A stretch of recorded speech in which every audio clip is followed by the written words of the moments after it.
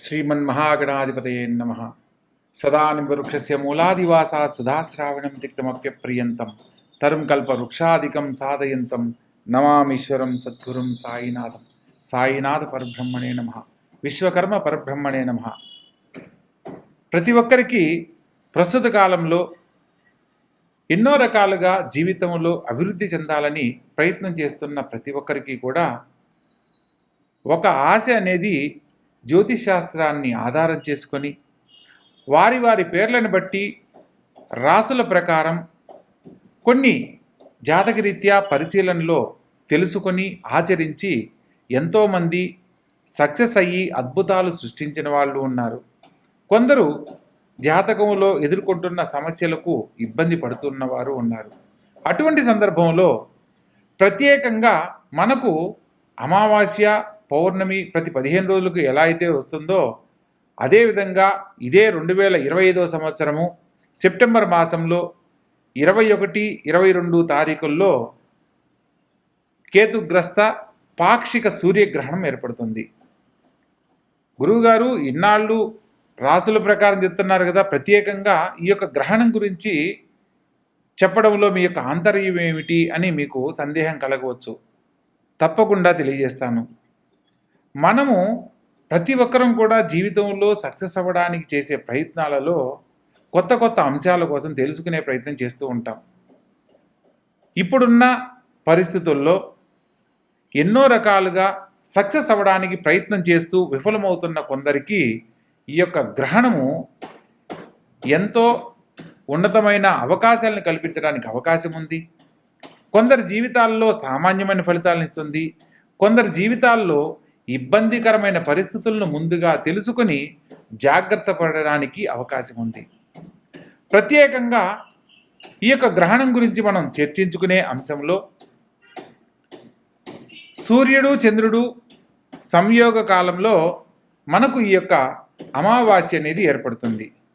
ఆ అమావాస్య ఏర్పడే సందర్భంలో రాహుగ్రహం కానీ కేతుగ్రహంతో దగ్గరగా సంచరిస్తున్నప్పుడు ఆయా గ్రహాల సంయోగంలో ఈ యొక్క గ్రహణం ఏర్పడుతుంది. ప్రస్తుత కాలంలో కన్యా రాశిలో ఈ యొక్క గ్రహణం ఏర్పడుతుంది.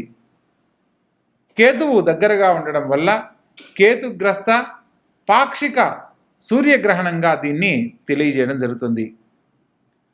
ఇందులో మనం జరగబోయే మార్పుల గురించి తెలుసుకుందాం. ముందు ఉదాహరణకు 1918లో స్పానిష్ ఫ్లూ అని సెప్టెంబర్లో వచ్చిన గ్రహణం వల్ల కోట్లాది మంది జనం కాలం చేయడం మనం చరిత్రలో తిరగేస్తే తెలుసుకోవచ్చు. అదేవిధంగా 1962లో చైనా యుద్ధం జరిగింది. ఆ యుద్ధంలో కూడా ఎంతోమంది క్షతగాత్రులైన వాళ్ళని మనం గమనించవచ్చు. ఆ తదుపరి 2001లో గుజరాత్లో భూకంపం వచ్చి ఎంతోమంది ప్రాణ నష్టం జరగడాన్ని మనం తెలుసుకోవచ్చు. 2009లో సంపూర్ణ సూర్యగ్రహణం ఏర్పడింది. ఆ సందర్భంలో ఎంతోమంది ఆర్థిక సంక్షోభంతో విలవిల్లాడుతూ ఇబ్బందులు పడిన వాళ్ళని మనం గమనించవచ్చు. అదేవిధంగా ప్రతి ఒక్క గ్రహణానికి ఒక సూచన రూపంలో మనకు తెలియజేస్తూ ఎన్నో రకాల అంశాలను తెలుసుకొని పరిహారాల రూపంలో మనం ఆచరించే విధానాలను బట్టి గొప్ప జీవితాన్ని పొందే అవకాశం ఉంది. కాబట్టి భగవంతుడు మనకిచ్చిన అవకాశాన్ని ఉపయోగించుకుంటూ ఈ యొక్క గ్రహణం గురించి ప్రతి ఒక్క రాశుల వారు వివరంగా తెలుసుకోండి. ఏదైతే గొప్ప జీవితం ఉన్నవాళ్ళు కానీ లేదా జాతకరీత్యా కొన్ని ఇబ్బందులు ఎదుర్కొనబోతున్న వారికి సంబంధించిన విషయాల గురించి కానీ తెలుసుకొని పరిహారాల రూపంలో ఏం చేయాలో తెలుసుకొని ఆచరించిన ప్రతి ఒక్కరూ కూడా యోగ జాతకులే. ప్రతి ఒక్కరికి ఒక అద్భుతమైన అవకాశాన్ని తెలియజేస్తూ ఈ యొక్క వీడియో చేయడం జరుగుతుంది. మీకు జాతకరీత్యా ఏదైనా సందేహం ఉన్నట్లయితే కింద స్క్రోల్ అవుతున్న నెంబర్కు కాల్ చేసి తెలుసుకునే ప్రయత్నం చేయండి. తప్పకుండా ప్రతి ఒక్క విషయాన్ని తెలియజేయడం జరుగుతుంది. ఇందులో భాగంగా ఈ యొక్క గ్రహణం ఏర్పడిన సమయంలో ప్రత్యేకంగా 4 రాసుల వారు మాత్రం అద్భుతమైన యోగ ఫలితాలు పొందబోతున్నారు. ప్రత్యేకంగా విశ్వభావ రాశుల్లో ఉన్నవాళ్ళు మిశ్రమ ఫలితాలు పొందబోతున్నారు. అదేవిధంగా కొన్ని 4 రాసుల వాళ్ళు కొంత ఇబ్బందులు ఎదుర్కొంటూ పరిహారాల ద్వారా ఉన్నతమైన జీవితాన్ని పొందే అనుకూలతను పొందబోతున్నారు. వాటి గురించి వివరంగా ఒక్కొక్క రాసుల వారీగా మనం ఇప్పుడు తెలుసుకునే ప్రయత్నం చేద్దాం. ముఖ్యంగా ఈ సంవత్సరం 2025 సెప్టెంబర్ 21, 22 తారీఖుల్లో ఏర్పడే పాక్షిక సూర్యగ్రహణం, కేతుగ్రస్త పాక్షిక సూర్యగ్రహణం గురించి తెలుసుకునే అంశంలో మన యొక్క భారతీయులకు ఈ యొక్క గ్రహణ దోషం వర్తిస్తుందా, గ్రహణ సూతకం వర్తిస్తుందా లేదా అన్న విషయాన్ని మనం తెలుసుకుందాం. ప్రత్యేకంగా మనకు సూర్యోదయ కాలంలో సూర్యగ్రహణం ఏర్పడితే మనకు భారతదేశంలో అది దోషంగా పరిగణ చేయడం జరుగుతుంది. కానీ ఇతర దేశాలలో అంటే న్యూజిలాండ్, పసిఫిక్ మహాసముద్రం ప్రాంతము, అంటార్కిటికా ప్రాంతము, ఈ సరిహద్దుల్లో ఈ యొక్క గ్రహణం ఏర్పడుతుంది. సూర్యోదయ కాలంలో అక్కడ ఏర్పడుతుంది అని అంటే మనకు రాత్రి కాలం అవుతుంది. కాబట్టి భారతీయులకు ఈ యొక్క సూర్యగ్రహణ దోషం అనేది ఏది వర్తించదు, అంటే గ్రహణ సూతకం అనేది వర్తించదు.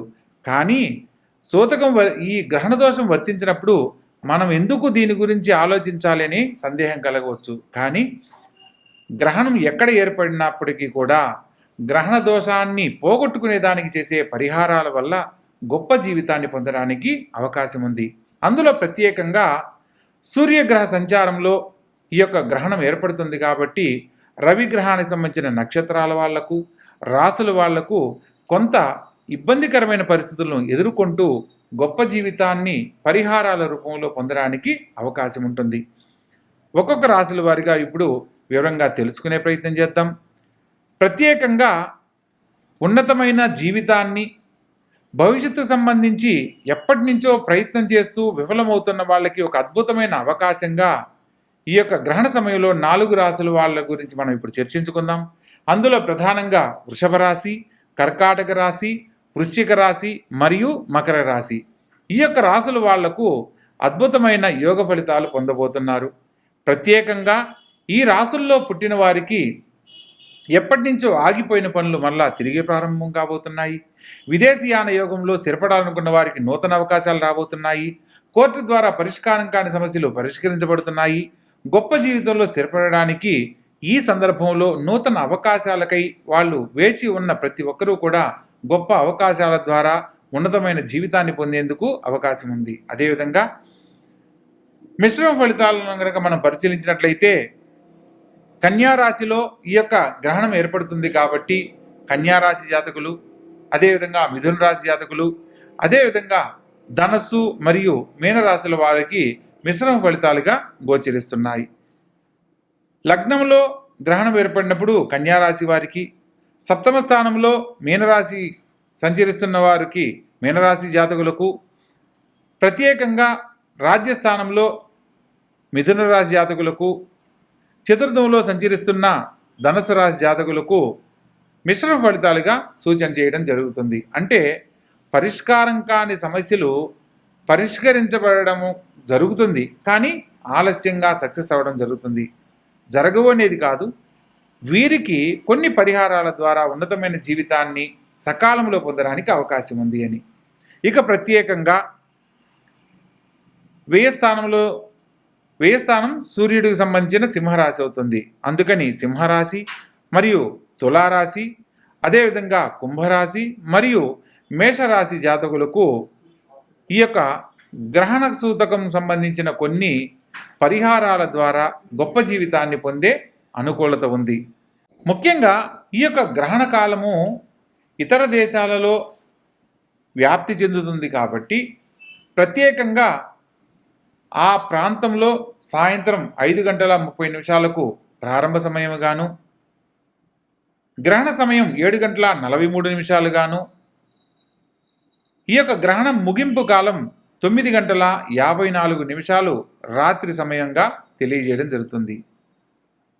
ఆయా ప్రాంతాలకు మన భారతీయ సాంప్రదాయానికి సంబంధించి అక్షాంశ రేఖాంశాలను కనుక పరిశీలించినట్లయితే మనకు ఆ సమయము రాత్రి 10:59 ప్రారంభకాలం గాను, 21వ తారీఖు రాత్రి 10:59 తర్వాత ఈ యొక్క గ్రహణ సమయము కరెక్ట్గా 22వ తారీఖు 1:13 సూర్యోదయ పూర్వకాలం గాను, తదుపరి 3:23 ముగింపు కాలంగా 22వ తారీఖు నాడు పూర్తవుతుంది. ఈ గ్రహణ సమయం మొత్తం 4:24 జరుగుతుంది. ప్రత్యేకంగా గ్రహణ సమయంలో కొన్ని అన్ని రాసుల వారు పాటించే విధి విధానాలను మనం తెలుసుకోవాలి. ముఖ్యంగా గ్రహణ సమయంలో ఎటువంటి తినుబండారాలు కానీ వంటలు కానీ చేయరాదు, వండిన పదార్థాలను భుజించరాదు. మన హిందూ సాంప్రదాయంలో ప్రత్యేకంగా గ్రహణ సమయానికి 9 గంటల ముందు నుంచి ఉపవాస నియమాలను పాటించాలనేది శాస్త్రసమ్మతం. కొందరు ఆరోగ్యరీత్యా ఇబ్బంది లేని వాళ్ళు గ్రహణ ప్రారంభ కాలం నుంచి గ్రహణం పూర్తయ్యేంత వరకు ఉపవాస నియమాలను ఆచరించాలి. ప్రత్యేకంగా ఈ సందర్భంలో దైవ సంబంధమైన కార్యక్రమాలు చేయడం వల్ల దైవ నామస్మరణ కానీ జపము కానీ, ప్రత్యేకంగా పితృదేవతలను ఆరాధిస్తూ చేసే దానానికి విశేషమైన ఫలితాలు కలుగుతాయి. గ్రహణ ప్రారంభ కాలంలో పట్టు విడుపు కాలాలను అంచనా వేసుకుని ఆ 4:30 గంటల సమయాన్ని ఎవరైతే భక్తితో వారి యొక్క కులదేవత నామాన్ని కానీ, ప్రత్యేకంగా వారి యొక్క ఇష్టదైవ నామాన్ని కానీ, ఏదైనా మంత్రాన్ని ఉపదేశం తీసుకొని ఆ సమయంలో ఆచరించిన వారికి విశేషమైన ఫలితాలు కలుగుతాయి. పితృదేవతల ఆశీర్వాద బలం లభిస్తుంది. అదేవిధంగా ఈ యొక్క గ్రహణ సమయం పూర్తయిన తరువాత సూర్యోదయ కాలంలో పేదవారికి అన్న సంతర్పణ ఏర్పాటు చేసి పితృదేవతలను ఎవరైతే స్మరణ చేస్తారో వారికి అఖండ ఐశ్వర్య ప్రాప్తి కలుగుతుంది. అదేవిధంగా వంశపారంపర్య దోషాలు నివృత్తి చెందుతాయి. ఎవరి కుటుంబంలో అయితే సంతాన దోషాల వల్ల ఇబ్బందులు కలుగుతూ ఇబ్బంది పడుతున్నారో వారికి సంతానలేమి సమస్యలు తొలగిపోయి పితృదేవతల ఆశీర్వాద బలంతో సత్సంతాన భాగ్యాన్ని పొందే అనుకూలత లభిస్తుంది. ఎవరి జీవితంలో అయితే గృహయోగం లేదని బాధపడుతూ ఇబ్బంది పడుతున్నారో పితృదేవతలను స్మరణ చేసుకుంటూ చేసే దాన సంస్కరణ వల్ల వారు కోరుకున్న విధంగా గృహయోగము, భూలాభము, ధనలాభ ప్రాప్తి కలగడానికి అవకాశం ఉంటుంది. ప్రత్యేకంగా ఏదైతే మంత్రాన్ని అనుష్ఠానం చేస్తూ భగవంతుని మీద భక్తితో స్మరణ చేస్తారో వారికి ఆ భగవంతుని యొక్క సంపూర్ణమైన అనుగ్రహం లభించి ధనకనక వస్తువాహనాలతో తొలుతూగేలా ఆ భగవంతుడు అనుగ్రహించడం కూడా జరుగుతుంది.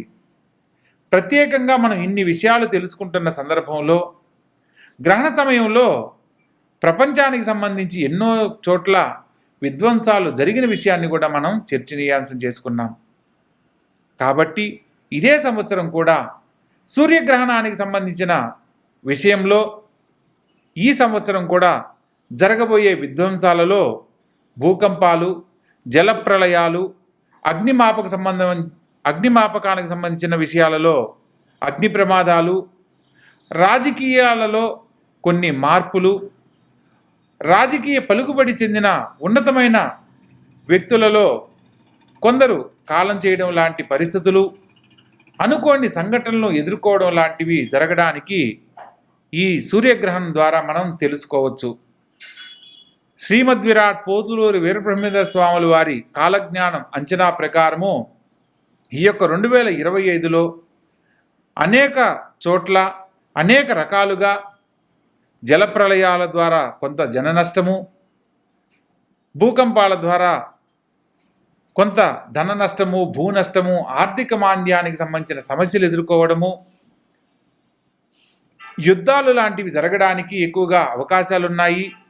మరియు రాబోతున్న కాలంలో ఇంకా అనేక రకాల ప్రమాదాలు జరగడానికి కూడా అవకాశం ఉంది.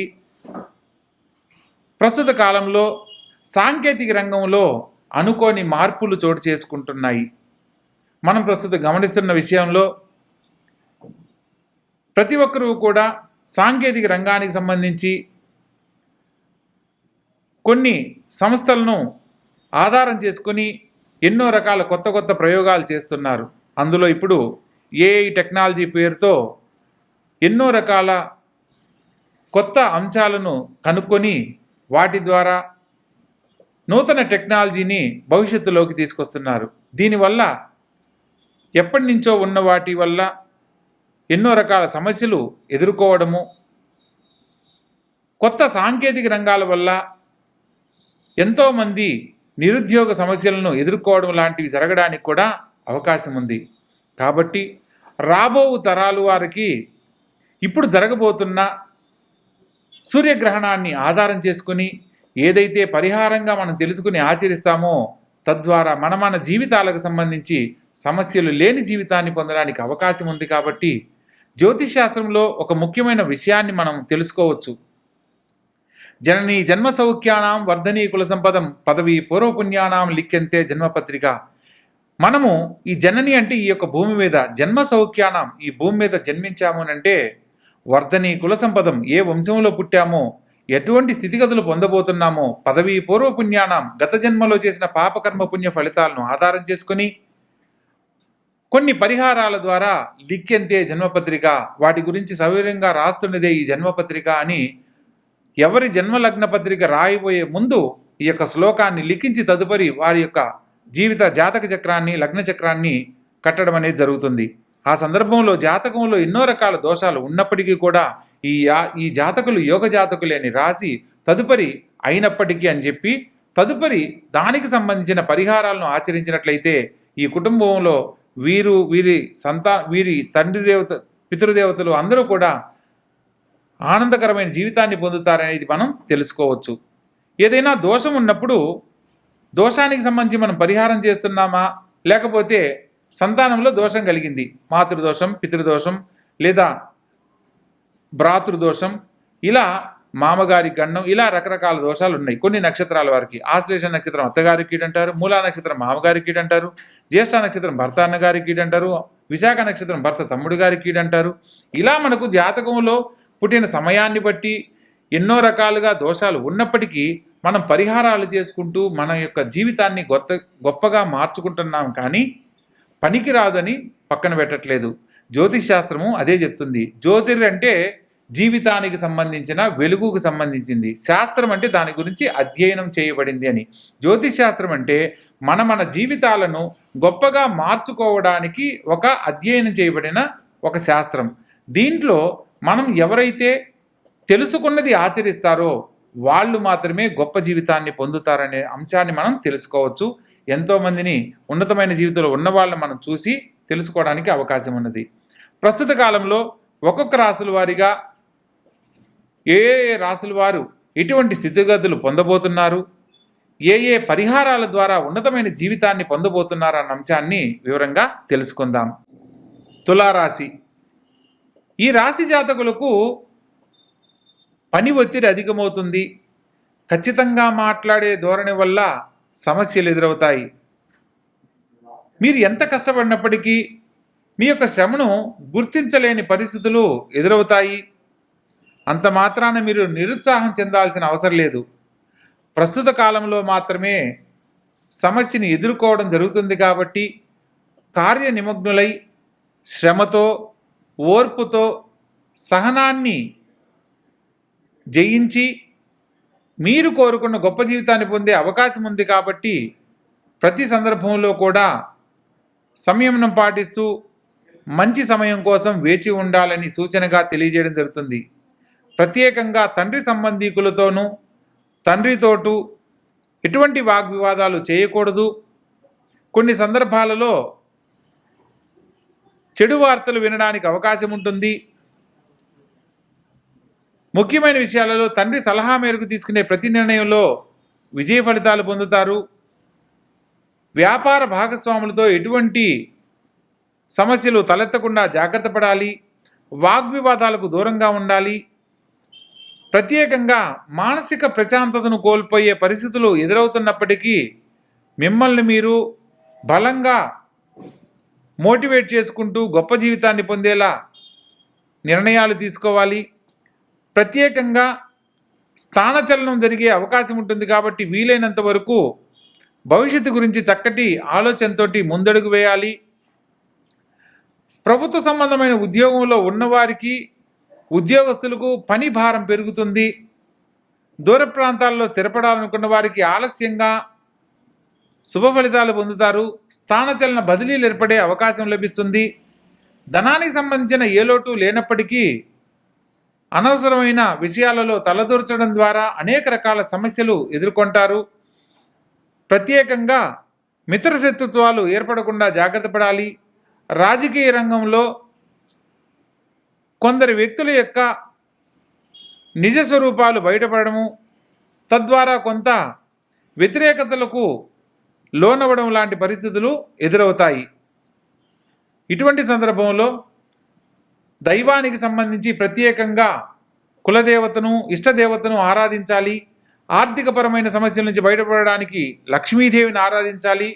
ప్రత్యేకంగా అమ్మవారికి కలువ పూలను సమర్పించి లేదా తామర గింజల మాలతోటి ఓం శ్రీం శ్రీయై నమః అనే మంత్రాన్ని ప్రతినిత్యం కనుక స్మరణ చేస్తూ ఉన్నట్లయితే ఆ అమ్మవారి ఆశీస్సులతో ఆర్థికపరమైన సమస్యలు తొలగిపోతాయి. అఖండ ఐశ్వర్య ప్రాప్తితో మీరు కోరుకున్న గొప్ప జీవితాన్ని పొందడానికి అవకాశం ఉంటుంది. గ్రహణ సంబంధమైన ఏ దోషం ఉన్నా కూడా తొలగిపోవడానికి అవకాశం ఏర్పడుతుంది. మొత్తం మీద ఈ రాశివారు పై చెప్పిన విధంగా దేవతారాధన చేయండి, గొప్ప జీవితంలో స్థిరపడండి.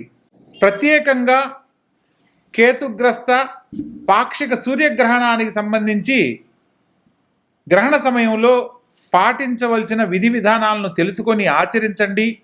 దైవ బలంతో మీరు కోరుకున్న గొప్ప జీవితంలో స్థిరపడండి.